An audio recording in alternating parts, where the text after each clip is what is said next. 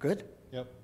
Welcome to our first video Wednesday night class. It's a virtual class.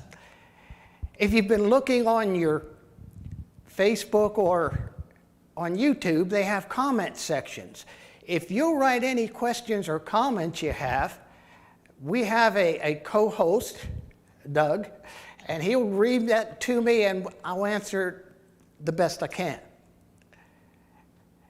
So look for the comment section. We've got some comments. Casey Strasbog says, I have a hard time not being a fixer. When someone complains, I learn to be a fixer. But I have to learn to be a leader. But sometimes it's just too much. And it seems they've got a problem for every solution. It brings me down. Ann Burton says that Casey Strasbog, me too. And then my wife wrote, I'd rather not be around them. I can't handle it for long periods. So if you've got a comment about fixers and people who complain, let us hear it and we'll put it out and try to do our best to talk about it.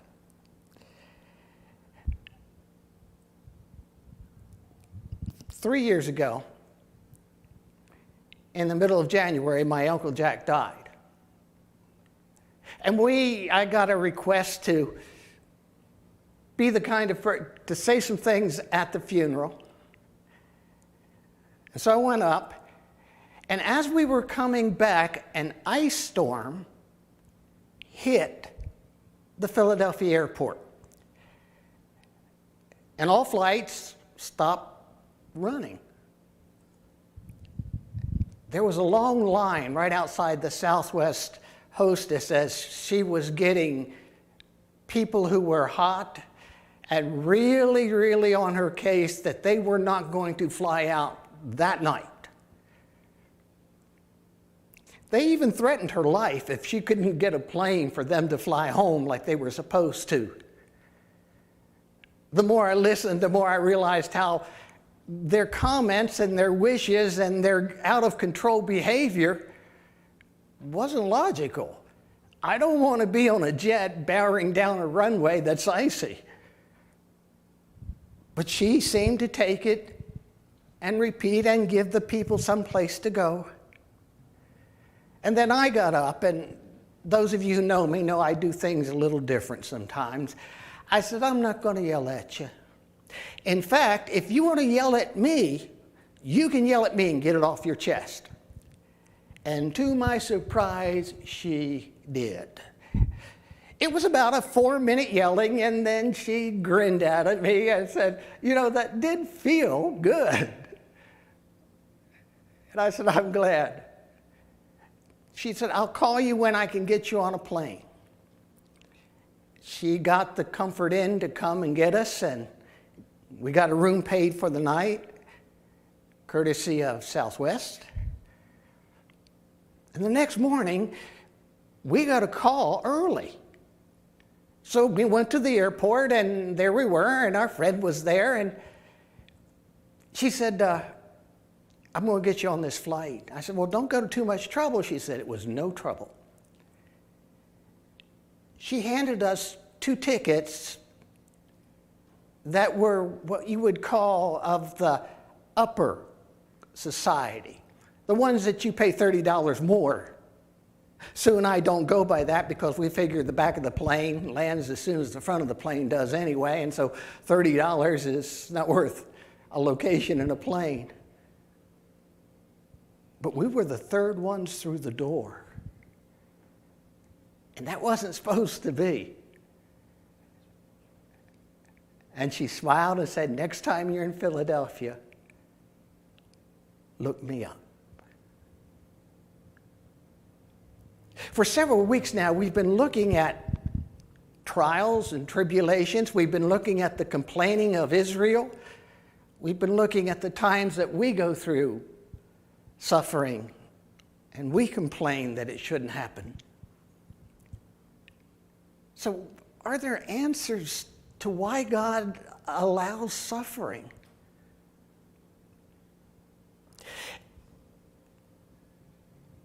It says in James chapter 1, 2 through 4, "Count it all joy, my brothers, when you meet various trials of various kinds, for you know that the testing of your faith produces steadfastness.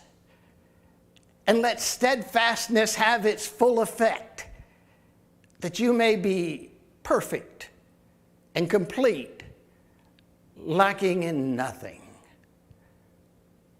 That word steadfastness is the word, if you go over to the NIV, it uses the word perseverance.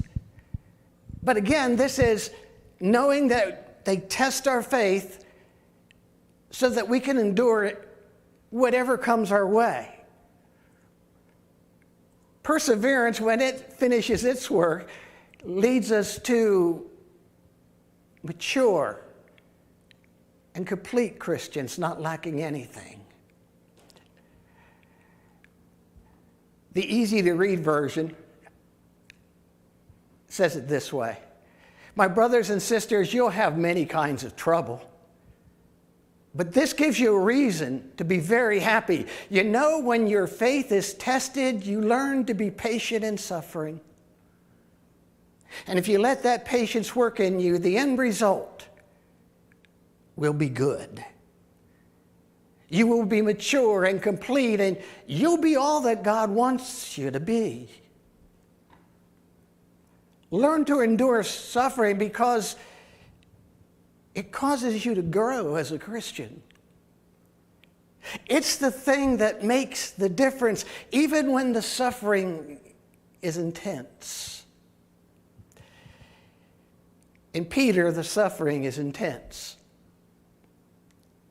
Christians are being attacked as cannibals because they don't understand that you give bread and it was called his flesh, and you drink fruit of the vine and it was called his blood, and they actually think you eat and drink real flesh and blood. So they're ostracized. They're run out. And they're not welcome in very many places, and when they do get somewhere, people use them to take out their tiredness. So he writes, "In this, rejoice." It seems funny that a people who are going through this, that everywhere they walk, if they're identified as Christians, they get the slander.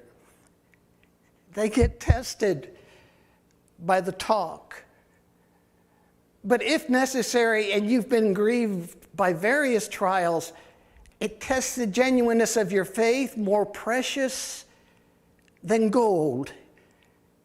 And that precious, though it is tested by fire, may result in praise and glory and honor at the revelation of Jesus Christ. Though you've not seen him, you love him. Though you do not see him now, you believe in him and rejoice with joy that is inexpressible and filled with glory, obtaining the outcome of your faith, the salvation of your souls. I've got this on a couple others just to help some of the words. He tells us to greatly rejoice when we suffer grief, no matter what kind of trial comes our way. These have come so that our faith is of greater worth than gold, even though refined by fire, that it's proved genuine, and it results in praise and glory and honor when Jesus Christ is raised. Though you've not seen him, you love him, and even though you do not see him now, you believe in him, and you're filled with inexpressible and glorious joy. For you are receiving the goal of your faith, the salvation of your souls. And the easy reading version, I know that is exciting. The thought of that's exciting. Even if you must suffer through different kinds of troubles for a short time now. These troubles test your faith, and they prove that it is pure. And such faith is worth more than gold. Gold that can be proved by fire, and gold will ruin.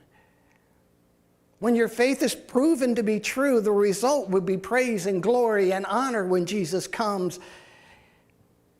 You've not seen him, but you still love him. You can't see him now, but you believe in him. You're filled with wonderful and heavenly joy that cannot be explained. Your faith has a goal. And you're reaching that goal, your salvation. Now, I could have gone through Romans, because Romans has a good session too. But how does that help us in our faith? How does that help us know that it's not for nothing? C.S. Lewis, in his book, God on the Dock, is asked, is it true that Christians must be prepared to live a life of personal discomfort and self-sacrifice in order to qualify for the pie-in-the-sky promise? Some people believe that. But his answer is super. All people, whether Christian or not, must be prepared to live a life of discomfort. It's possible to accept Christianity for the sake of finding comfort, but the Christian will lay himself open to the will of God to do what God wants him to do. You don't know in advance whether God is going to give you something difficult or painful or something that you'll quite like. And some people are of the heroic mode. Some are disappointed when it's doled out to them and it turns out to be something nice. But you must be prepared for unpleasant things and discomforts. I don't mean fasting and things like that. They're a different matter. But it's like when you're training soldiers in maneuvers. You practice with blank ammunition because you would like them to practice before meeting the real enemy. So we must practice in abstaining from pleasures which might not in themselves be wicked. But if you don't abstain from the pleasure, it'll be hard to be good when the time comes along. It really is a matter of practice. As I thought about that, I started thinking about my college days.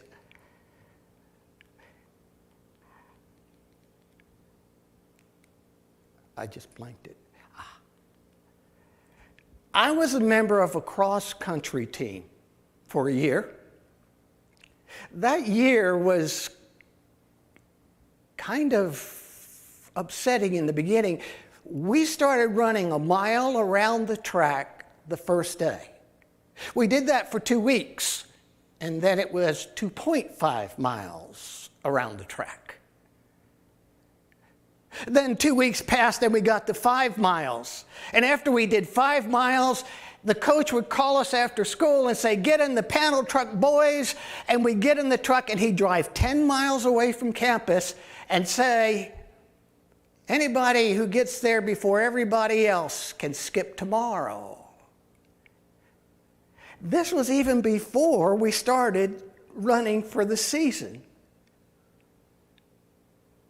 But if we'd have waited until the season started and an 8-mile track to run,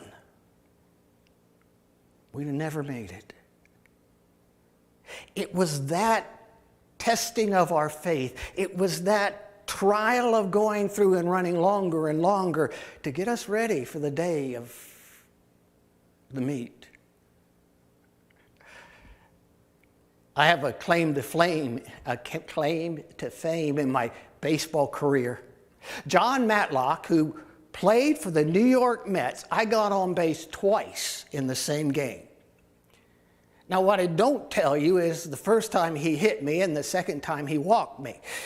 But he was fast and he was good. We played 3 games a week, Monday, Wednesday, and Friday. You know what we did on Tuesday, Thursday, and Saturday? We practiced. We practiced our hitting. We practiced our fielding. We practiced ground balls. We practiced fly balls. We practiced hitting our cutoff man when it was a long drive into the outfield. We practiced stealing bases. And then we'd have a game, and we, the next day, would practice again. You asked why. It's the practice that makes the player.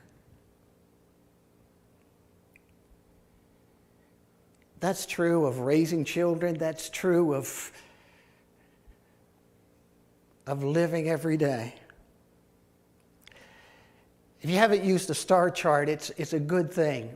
We have grandchildren. And our littlest one, Alex, has to set the table every night, and he gets $1 at the end of the week. Now, the first couple of weeks, that was exciting. I think he's going to head for negotiations to get more than $1. His brother has harder things to do because he's older. He's 9. But they earn their money. Well, why? It makes them feel like part of the family. And it also lets them know there's no free lunch out there. Part of the problem with Israel was they constantly complained about trials before God. It was water. Then it was food. Then they didn't like the leadership of Moses and want to go back to Egypt. And they didn't like. When they finally get into the promised land, you think, after God had given them all that, they'd be thankful. One generation after they got into the promised land, they turned to Baal worship because they thought Baal worship would give them what they wanted. And for a while, it looked like it did. But it ended up in a captivity in Assyria, and then a captivity in Babylon, and God's people being scattered. Sometimes getting what we want doesn't lead to happiness. So next time that you're under trial, just let you know that God's practicing to make you something special. We have any questions? Thought we'd go back to the original question. How do you feel when you're around someone who constantly complains? We had a comment from Wanda Thornton, and she said she usually listens when they complain. There you go. That's good. We had some chime-ins, some people just saying hi. Of course, Wanda. We also had Mickey and Sandy and Betty Larner and Angel Harvey. All chimed in just to say hi. Great. We're glad you're here. We hope you'll come back next week. We'll see you then. Good night.